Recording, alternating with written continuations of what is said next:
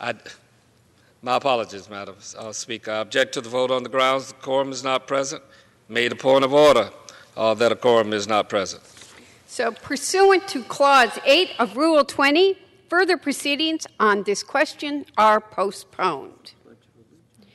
The Pledge of Allegiance will now be led by the gentleman from Florida, Mr. Hastings. Thank you, Madam Speaker. I pledge allegiance to the flag of the United States of America and to the republic for which it stands, one nation, under God, indivisible, with liberty and justice for all. The chair will entertain up to 5 requests for 1-minute speeches on each side of the aisle. For what purpose does the gentleman from Illinois seek recognition? I request unanimous consent to address the House for 1 minute, revise and extend my remarks. Without objection, the gentleman is recognized for 1 minute. Madam Speaker, as I did in my very first speech in 2013 and again in 2017, I rise today to sound a clarion call for the urgent action by this new Congress to address the senseless gun violence that continues to claim too many innocent lives across our country. Sadly, since my first speech 6 years ago, Americans continue to be gunned down in schools, workplaces, houses of worship, community gatherings, and even while sitting comfortably in their own homes. Time and again, Congress pauses for the standard moment of silence, and yet, so far, has failed to take real action. Newtown, Parkland, Las Vegas, Mother Emanuel AME, Tree of Life Synagogue, the Capitol Gazette. These names are but a few of the grotesquely long list of mass shootings and lives cut violently short. And for every mass shooting that captures the headlines, countless other victims are killed or maimed in shootings across our country each and every day. But as we turn the page on this new Congress, I have hope. Hope that this year we will finally take action to make our communities safer. Actions such as passing universal background checks, banning high-capacity magazines, and making trafficking of weapons across state lines a federal crime. We have the power to save lives.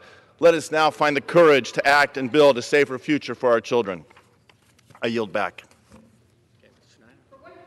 The gentleman from South Carolina seek recognition. Without objection, the gentleman is recognized for 1 minute. Madam Speaker, 2019 marks the 100th anniversary of diplomatic relations between Poland and the United States. As praised by Ambassador Peter Wilczek, it's been a century of solidarity, understanding, but most of all, friendship. Our bond is stronger than ever, and we look forward to the next 100 years to come. In 1795, Imperial Russia and Prussia occupied the Polish nation, ending its official existence for 123 years. The Washington Times recounted, in 1918, the Versailles Conference restored an independent Polish state. Freedom was lost once more in 1939 as Nazi Germany invaded from the west and Soviet Russia from the east. Subjugation continued until 1989 with the end of the Soviet-backed communist rule. Free and democratic Poland today is a valued member of NATO and the European Union. Poland has achieved 25 years of uninterrupted economic growth, now continued by President Andrzej Duda. In conclusion, God bless our troops, and we will never forget September 11th and the global war on terrorism.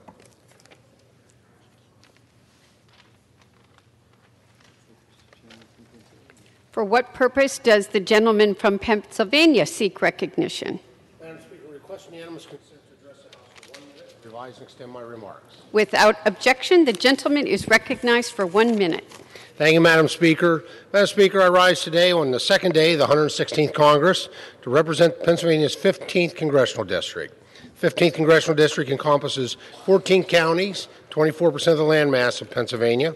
Includes all of Armstrong, Cameron, Clarion, Clearfield, Elk Forest, Indiana, Jefferson, McKean, Venango, and Warren counties. It includes parts of Butler, Cambria, and Center counties, including my hometown of Howard. Madam Speaker, I take great pride in my service to the people of the 15th Congressional District, and I'm going to work hard to earn their trust, help solve their problems, and be a diligent representative. When not in Washington, I spend my days on the road in the district, traveling to meetings and events. I work to connect with my constituents and truly be a voice for each community I represent. Madam Speaker, I also appreciate the opportunity to speak here, as I did 219 days in the 115th Congress, to be a strong voice for the citizens of the 15th District. The challenges before us remain great, but it is my hope that we will tackle these challenges head on. It's the American way. Thank you, Madam Speaker, and I yield back the balance of my time. For what purpose does the gentleman from Texas seek recognition? Madam Speaker, I ask unanimous consent to speak on the House floor for 1 minute. Without objection, the gentleman is recognized for 1 minute. Madam Speaker, I rise today to recognize the incredible life and contributions of the Honorable Paul Elizondo, Jr. of San Antonio. Paul's dedication to service was a lifelong commitment, beginning with his time in the United States Marine Corps. Following his military service, he attended St. Mary's University in San Antonio, graduating with a degree in music education in 1957. He then spent 16 years in the public school system, encouraging the musical talents of countless young people before being elected to the Texas State Legislature in 1978. Paul first assumed the role of Bexar County Commissioner for Precinct 2 in 1983 and has been a fixture and force in the Bexar County government ever since. Paul Elizondo, Jr. passed away on December 27, 2018, leaving behind an extraordinary legacy and an amazing family. While we mourn the loss of this great man, his dedication to fiercely advocating for the West Side has made an incredible impact that will continue for generations to come. I would like to extend my most sincere condolences to Commissioner Elizondo's family during this difficult time, and I'm proud to recognize all that he did for the great state of Texas and our hometown of San Antonio. For what purpose does the gentlewoman from Indiana seek recognition? Madam Speaker, I rise today to ask unanimous consent to address the Chamber for 1 minute and to revise and extend my remarks. Without objection, the gentlewoman is recognized for 1 minute. I rise today to honor the life of Tyler Trent, a remarkable young Hoosier from Carmel, Indiana, who lost his battle to bone cancer at only 20 years old. Tyler Trent is a name known in households across the nation for his love of Purdue football and his inspiring passion and energy as a fan. Tyler always dreamed of becoming a Boilermaker and refused to allow cancer to get in his way. After beating cancer once and being diagnosed again in 2017, Tyler started school at Purdue on a presidential scholarship as planned in the fall of 17. He would drive home on weekends for treatment. Even still, Tyler would show up to cheer on his Boilermakers every chance he got. The Purdue superfan was featured on ESPN, named the honorary team captain when they won this Old Oaken Bucket game this past year. He received the Sagamore of the Wabash. He formed an organization which helps families affected by cancer called Teens with a Cause. In December, he won Disney's Wide World of Sports Spirits Award. When he received that award, he said, "There is always light at the end of the tunnel." It is with that optimistic and positive outlook on life that Tyler inspired the nation. He's united Americans far and wide to be Boilermakers, and I hope we can all continue to be grateful and live every day as he did. Tyler Strong. Thank you. I yield back. Are there any further members wishing to address the House for 1 minute? Seeing none, pursuant to Section 3 of House Resolution 5, proceedings will now resume on House Resolution 6. The clerk will report the title of the resolution. House Resolution 6, Resolution Adopting Rules of the House of Representatives for the 116th Congress and for other purposes. When proceedings were postponed on Thursday, January 3, 2019, the portion of the divided question comprising Title I had been disposed of. Pursuant to Section 2 of House Resolution 5, the portion of the divided question compromising Title II is now debatable for 1 hour. The gentleman from Florida, Mr. Hastings, and the gentleman from Oklahoma, Mr. Cole, each will control 30 minutes. The chair recognizes the gentleman from Florida. Thank you, Madam Speaker. I rise today in support of H.Res. 6, Title II, the Select Committee on the Modernization of Congress.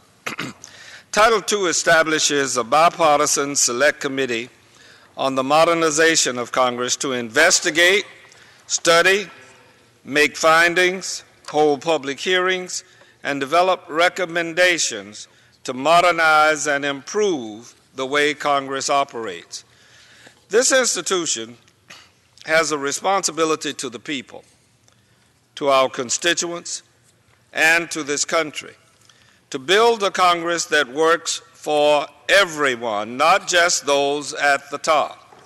This is not something that will happen on its own. It's going to take hard work, but it is worthwhile work. This is not the first time Congress as an institution has wrestled with how to be more effective and efficient. 3 times in the 20th century, in 1945, in 1965, and again in 1992, when Ms. Lofgren and I came to Congress, we established joint committees to examine various aspects of the legislative process in an effort to improve efficiency and promote transparency. Madam Speaker, today we're at a similar crossroads. Last Congress, we witnessed the Republicans lead the most closed Congress in the history of our country. Republicans blocked everything from immigration reform and infrastructure to gun safety and lowering prescription drug costs. Last November, many of the American people demanded a new direction. Part of that new direction includes making the House of Representatives an institution that debates big ideas.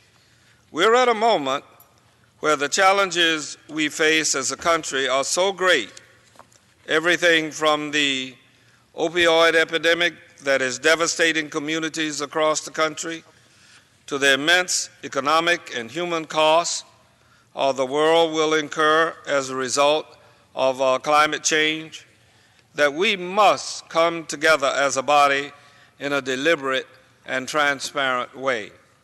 The Select Committee will provide a venue for members to consult outside experts, academics, and this institution's own members in an effort to analyze, debate, and adopt those ideas that will help us improve how we do the people's business. This Select Committee, along with the bipartisan rules package that passed on the House floor yesterday, is proof that we stand ready, willing, and able to protect not only this institution's prerogative, but the interests of the American people. With public trust in Congress at historic lows, House Democrats are taking transformational steps that will modernize Congress, restore regular order, and bring integrity back to this institution.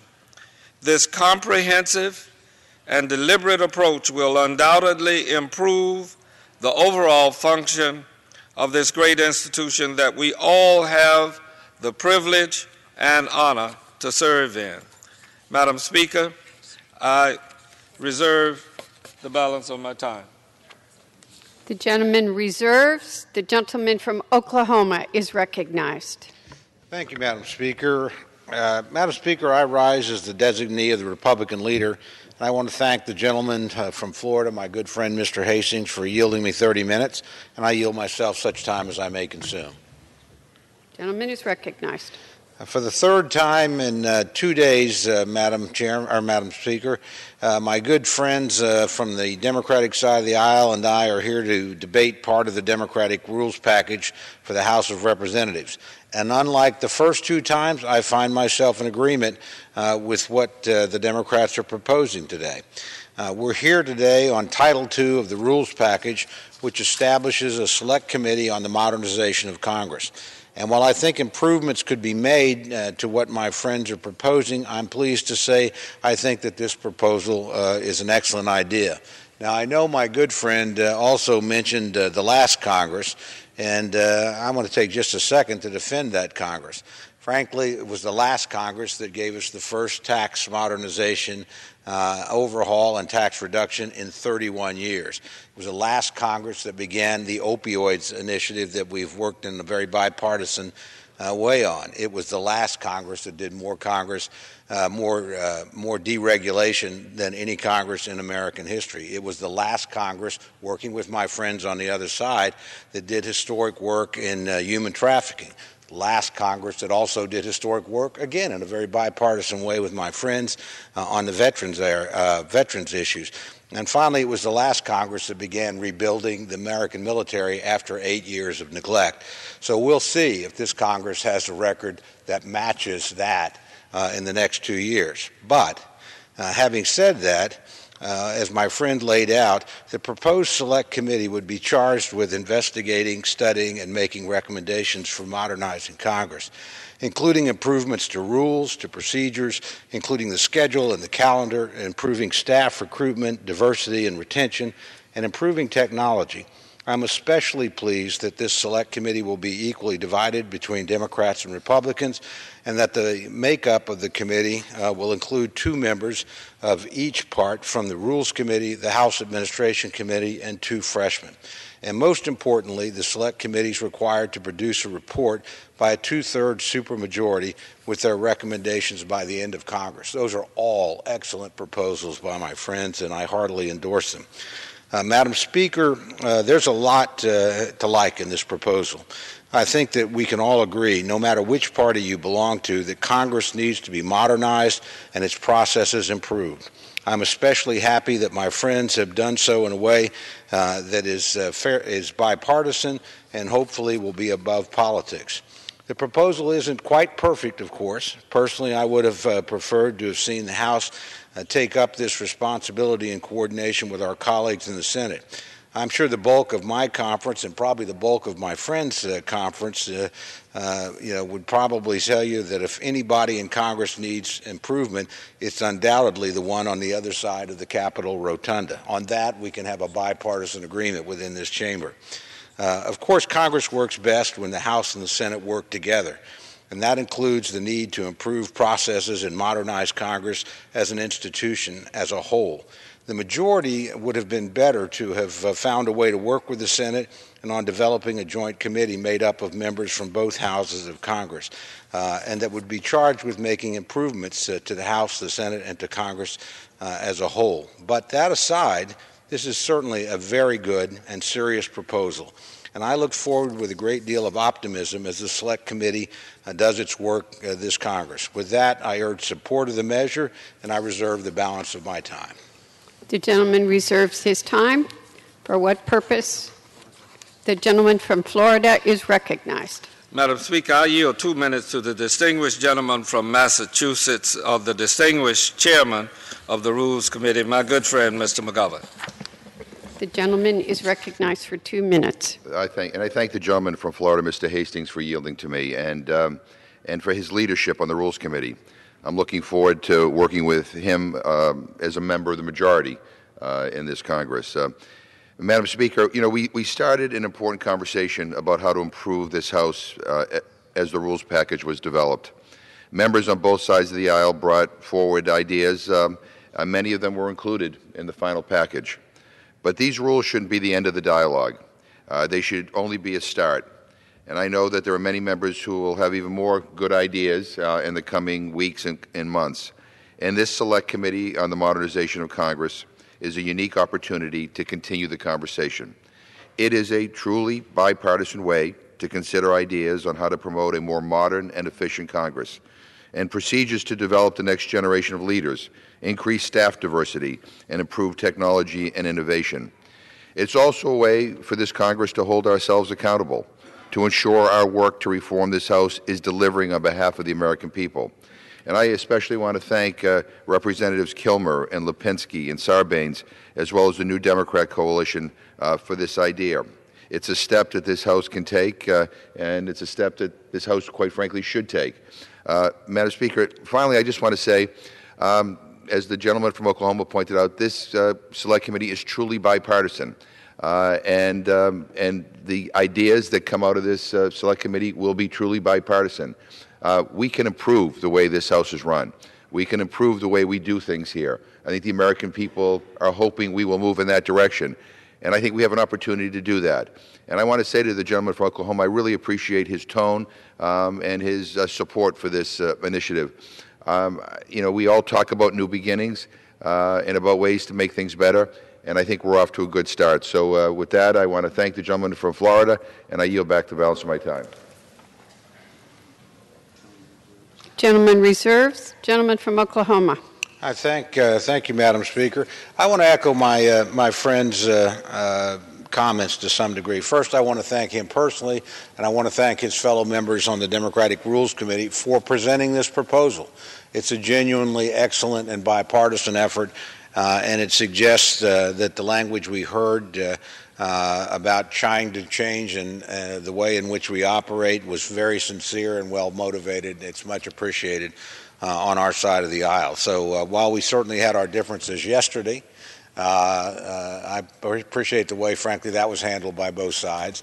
And I'm pleased that we're ending this on a point of agreement and a bipartisan commitment to actually improve the nature of our institution. And again, I expect this committee to actually produce really substantive proposals. I don't know yet, obviously, who the members on either side will be, but I know the leadership on both sides takes this very seriously. I think there's a genuine commitment to try and open up the process a little bit to make it, if you will, more member-friendly, whether your member is in the majority or the minority. And that's to be commended on the part of my friends. So, again, this is a good start, as my friend Mr. McGovern said, and I look forward to playing my part in participating as we make progress in this direction. With that, Madam Speaker, I reserve the balance of my time. Gentleman reserves. Gentleman from Florida. Madam Speaker, I'm very pleased at this time to yield 3 minutes to the distinguished gentleman from Washington, my friend Mr. Kilmer, member of the Appropriations Committee. The gentleman from Washington is recognized for 3 minutes. Thank you, Madam Speaker, and I thank the gentleman for yielding. I'm proud to rise in support of Title II of this resolution to establish a new select committee on the modernization of Congress. And I'd like to start by thanking Chairman McGovern and the Speaker for their collaboration over the past several months as they formed this plan. Let me say something that the American people know to be true, and that is that this House is a fixer-upper. Every time the American people feel like they don't have a say and nothing gets done, or every time a bill is written behind closed doors and passed without debate, the American people lose their faith in the ideal that formed this body, the idea that they have the ability to shape the outcome of what happens here. It is time to rebuild this institution so it lives up to the motto that serves as this nation's motto that hangs in this room, E pluribus unum, out of many one.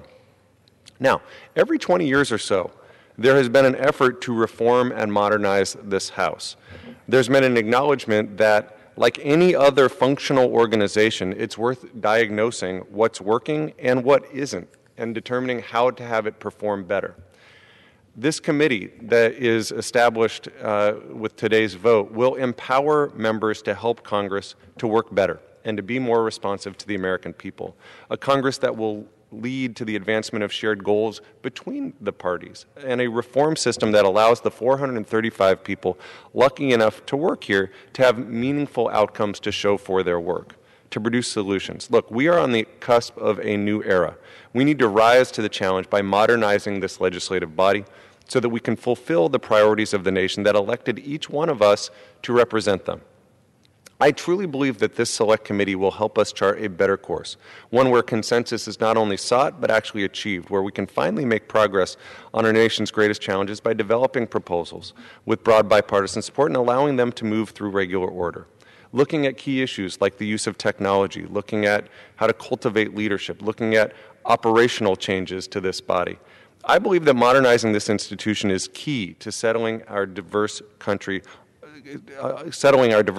most pressing challenges and restoring the public's faith in Congress. So I want to commend Chairman McGovern and the Speaker for leading the way forward by establishing this committee. I also want to take a moment to thank some of the folks behind the scenes who have worked really hard to bring this plan to fruition, people like Don Sisson and the Rules Committee Democratic staff, and Jamie Fleet and the House Administration Committee Democratic staff, who spent countless hours working to bring us today.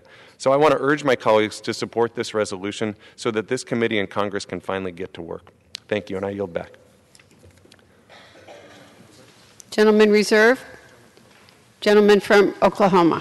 Thank you, Madam Speaker. I have an additional speaker on the way, I hope, but right now I don't have anything additional to add personally. So, Madam Speaker, I'll reserve the balance of my time. Gentleman reserves. Gentleman from Florida. Thank you, Madam Speaker. I yield 2 minutes to the distinguished gentleman from Maryland, my good friend Mr. Sarbanes, a member of the Energy and Commerce Committee and Oversight and Reform. Gentleman from Maryland is recognized for 2 minutes. Thank the gentleman for yielding. Madam Speaker, I rise in support of the rules package being put forward by the Democratic majority, and in particular, want to applaud the decision to establish a select committee on the modernization of Congress. And I want to thank Chairman McGovern, I want to thank Speaker Pelosi and all those who've made this a priority. We know that the best motives of members on both sides of the aisle are too often frustrated by dysfunction in the legislative process, which then makes it difficult for us to deliver on the promises that we give to our constituents and to the nation. Diminishing congressional resources and at times overly centralized decision-making have empowered outside interests in the legislative process, and those are interests who don't always have the public interest in mind. And of course, we know that modern-day campaigning demands are running members ragged. We are increasingly unable to study the material and build the relationships necessary for a healthy legislative institution. We have a responsibility to the people to build a Congress that serves the people well. This is not something that is going to be easy, and it's not something that's going to happen until we make it happen. It'll take work, but it's work that needs to be done. The challenges we face as an institution are not entirely new, as my colleague Congressman Kilmer just said. For much of modern congressional history, Congress has continuously wrestled with how to be more effective as the first branch of government.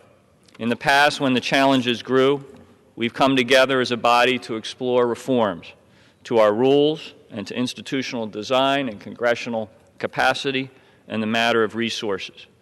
In 1945, in 1965, and again in 1992, Congress convened joint committees to study the functioning of Congress and to propose comprehensive, expert-guided reforms.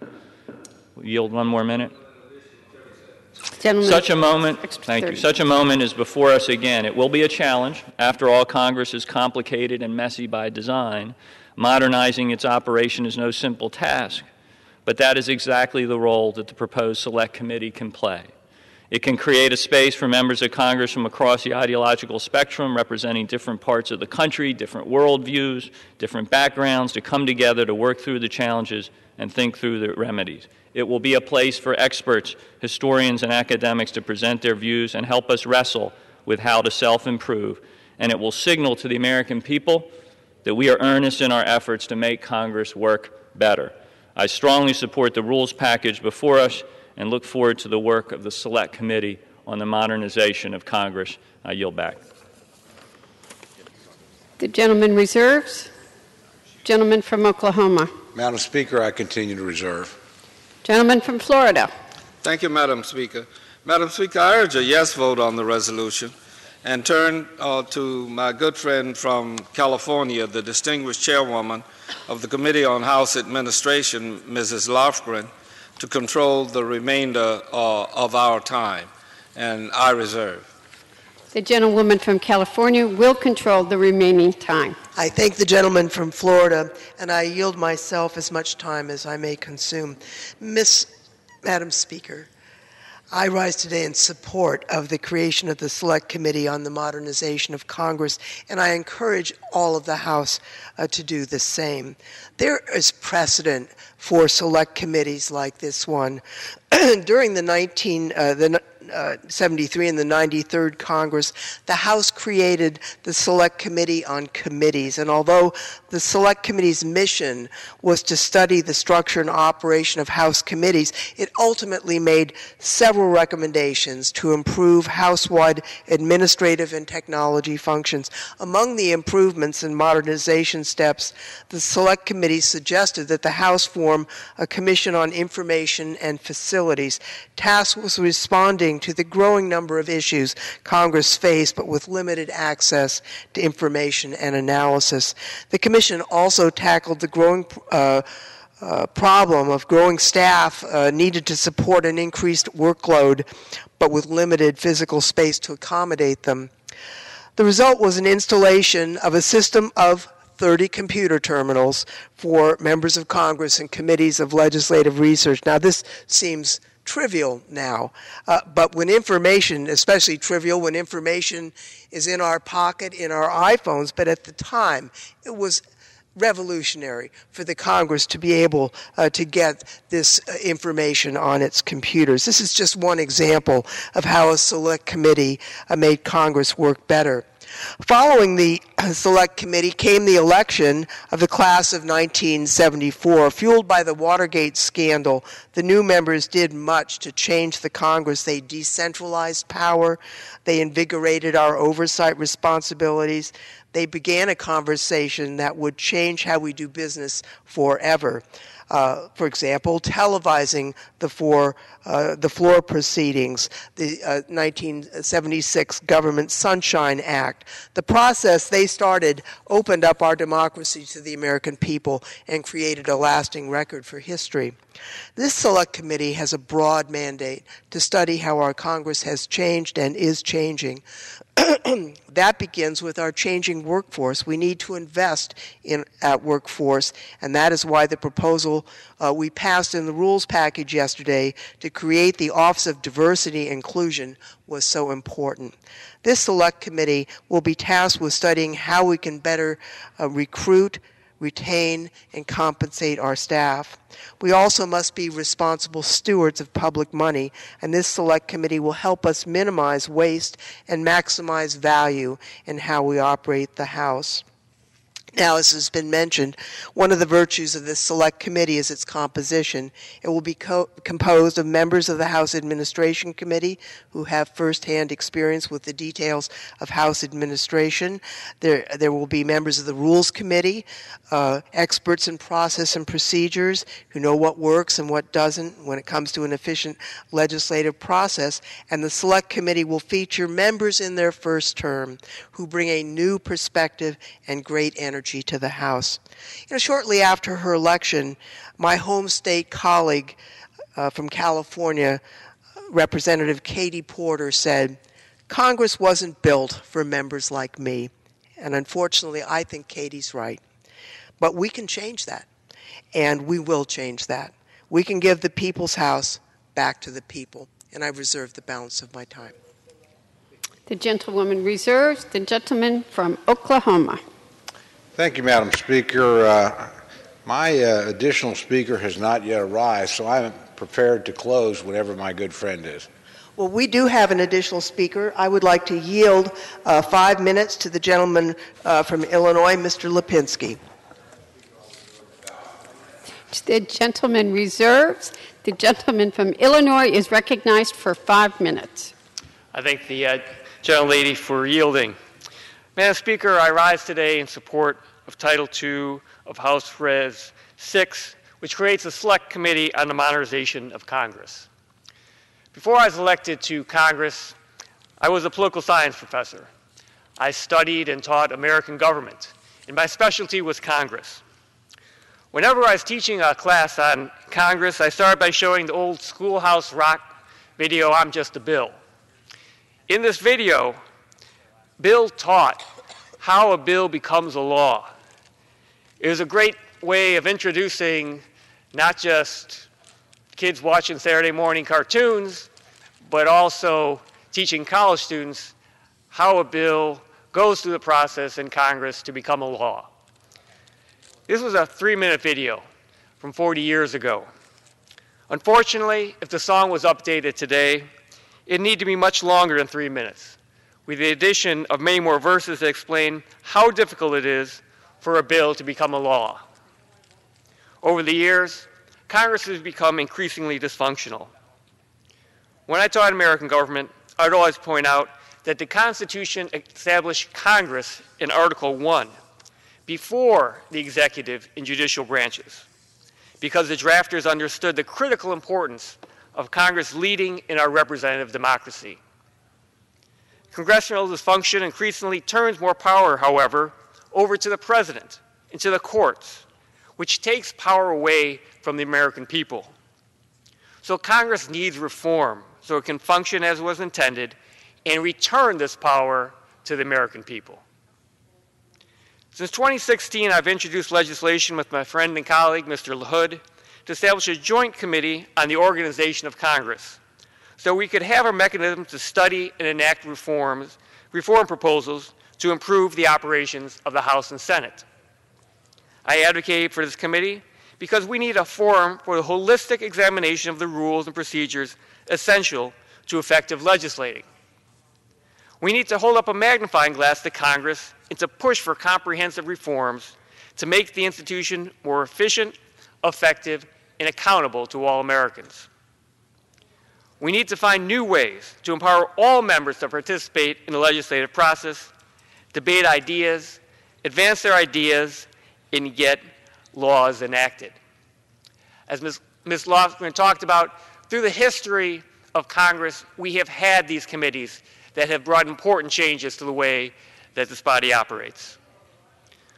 With the start of this new 116th Congress, I'm happy to see that this call for reform has been heeded with the inclusion in the resolution creating a select committee on the modernization of Congress.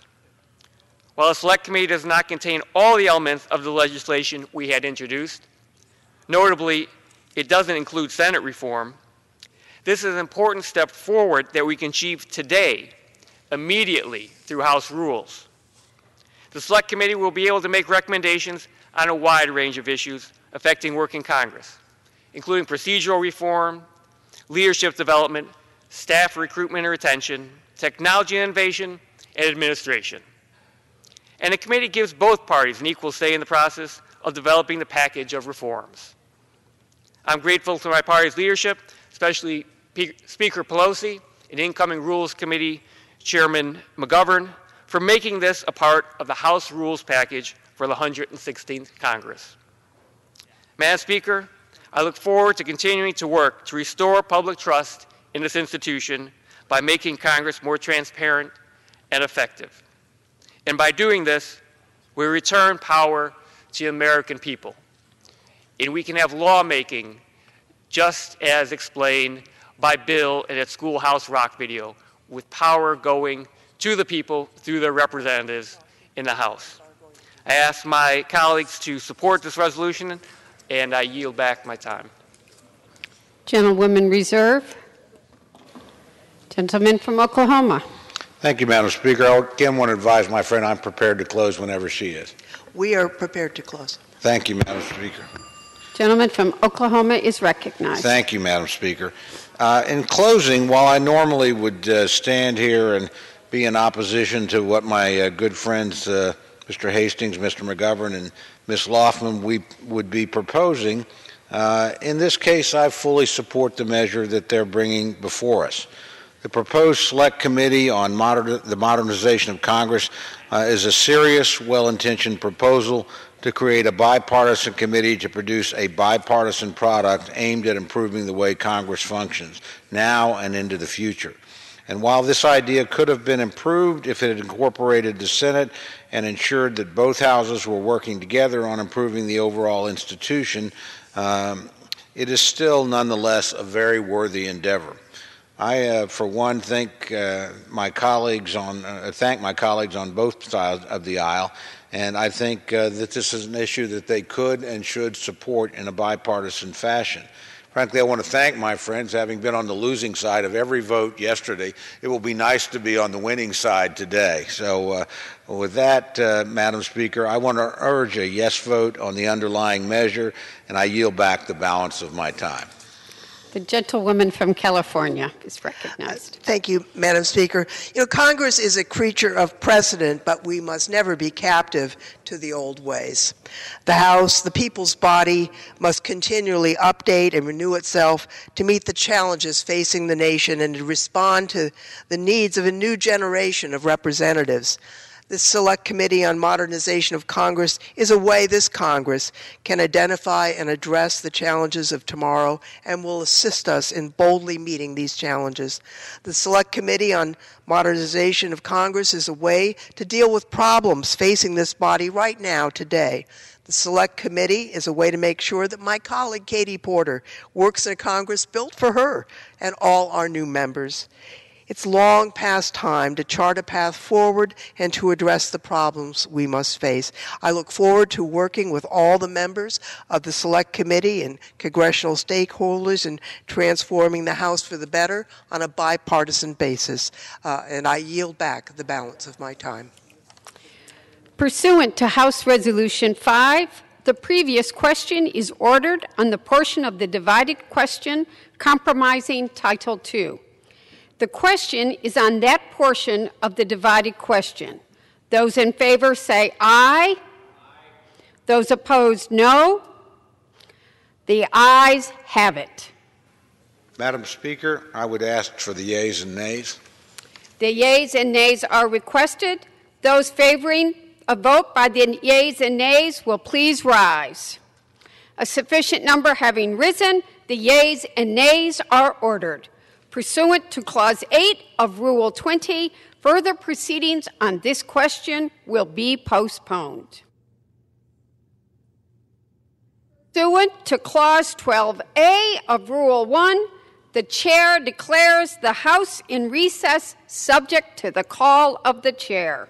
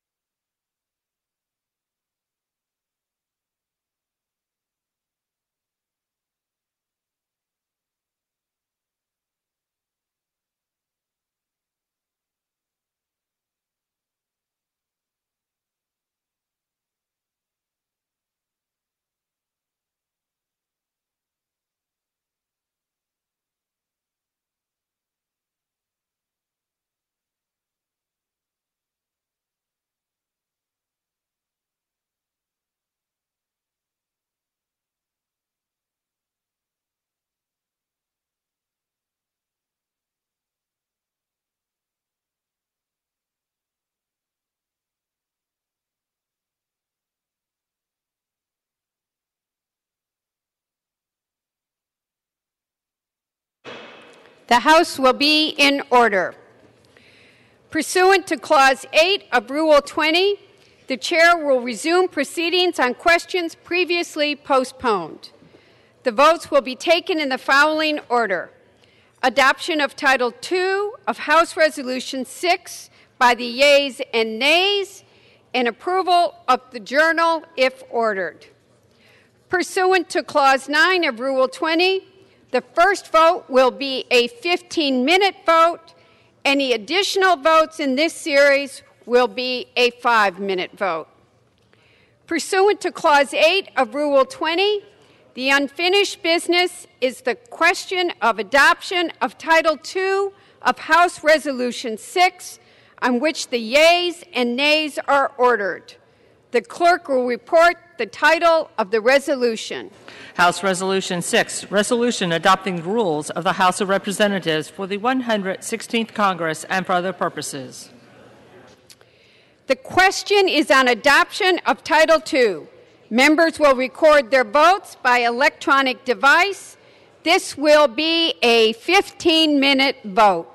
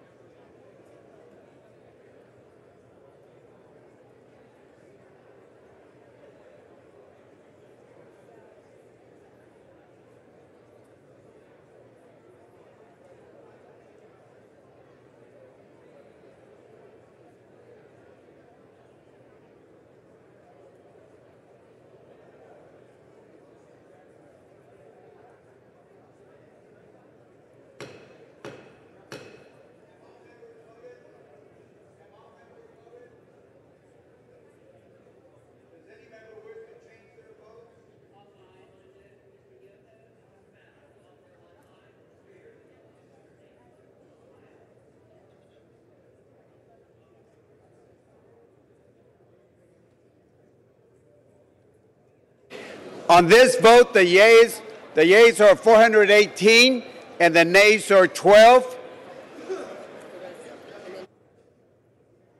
Portion of the divided question comprising Title II is agreed to, and without objection, a motion to reconsider is laid on the table. Pursuant to Section 3 of the House Resolution 5, further proceedings will be postponed.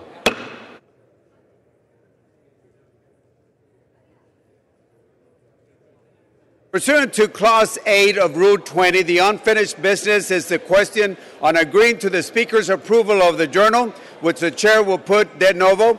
The question is on agreeing on the Speaker's approval of the journal. Those in favor say aye. Those opposed say no.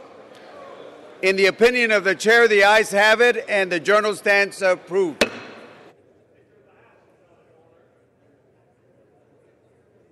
The gentleman is correct. The House will be on journal.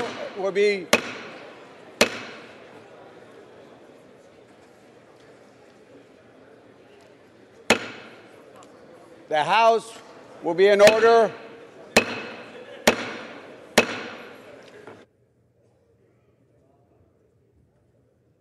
For what purpose does the gentleman from Maryland seek recognition? Mr. Speaker, I send to the desk a privileged resolution and ask for its immediate consideration.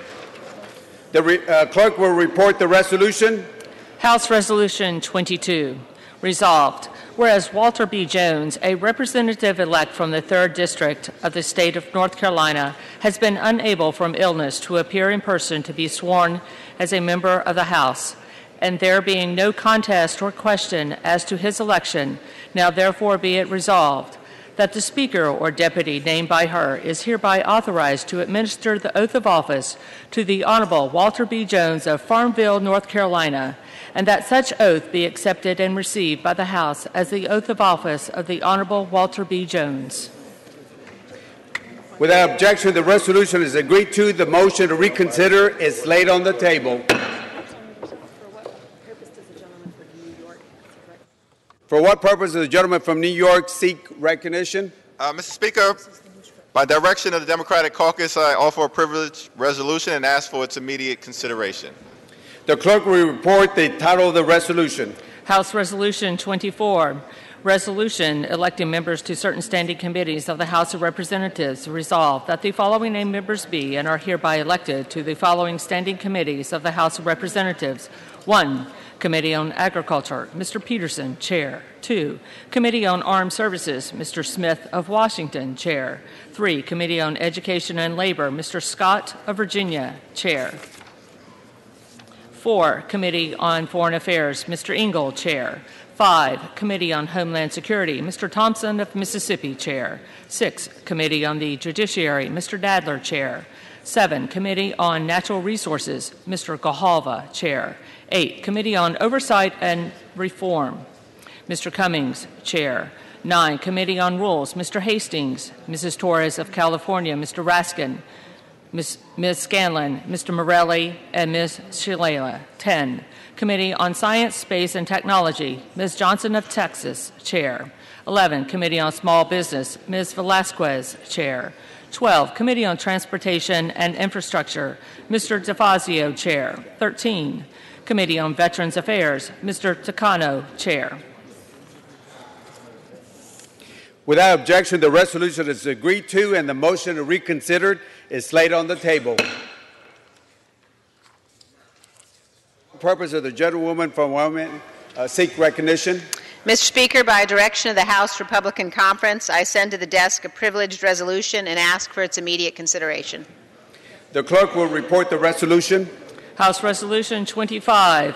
Resolved that the following named members be and are hereby elected to the following committees of the House of Representatives. Mr. Speaker, I ask unanimous consent that the resolution be considered as read. Without objection, the resolution is agreed to. The motion to reconsider is laid on the table.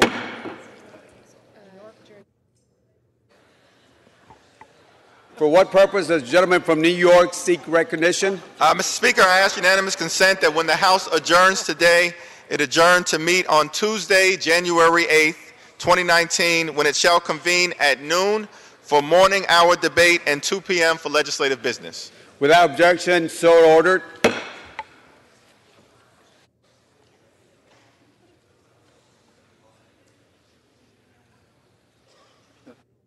pursuant to the provisions of House Resolution 22, the 116th Congress, the chair appoints the Honorable J.K. Butterfield of North Carolina to administer the oath of office to the Honorable Walter Jones of North Carolina.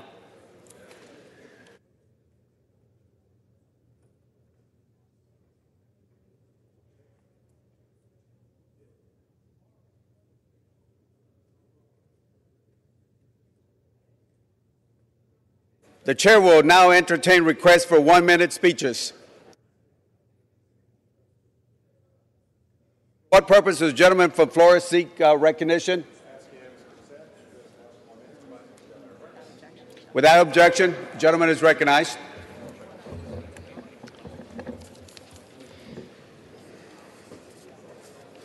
Mr. Speaker, the new Democratic majority in this House will not limit its response to mass shootings and gun violence to just thoughts and prayers. We will listen to gun violence survivors, not to gun company lobbyists. We will finally respond to the demands of over 90% of Americans who want stronger background checks. In the 9 years since the Supreme Court's disastrous decision in Citizens United, gun companies and other wealthy special interests have been able to dump unlimited money into our elections. In 2016, the NRA spent more than ever before and watched candidates they helped elect ignore the gun violence crisis. Nearly 40,000 Americans killed in 2017 and horrific mass shootings in Las Vegas, in Pittsburgh, in Thousand Oaks, and in Parkland. To release the grip of wealthy special interests on Congress, Democrats have introduced historic reforms as our top priority, H.R. 1, to make it easier to vote, get money out of politics, end corruption, and call for a constitutional amendment to overturn Citizens United. Mr. Speaker, no matter what the issue, climate change, health care, the economy, or gun violence, it is time for Congress to start working for the people. This week, that work has begun. And I yield back.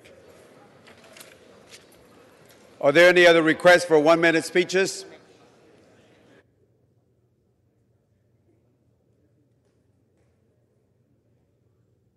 For what purpose does the gentleman from Kentucky seek recognition? Ask for unanimous consent to address the House for 1 minute. Without objection, the gentleman is recognized for 1 minute.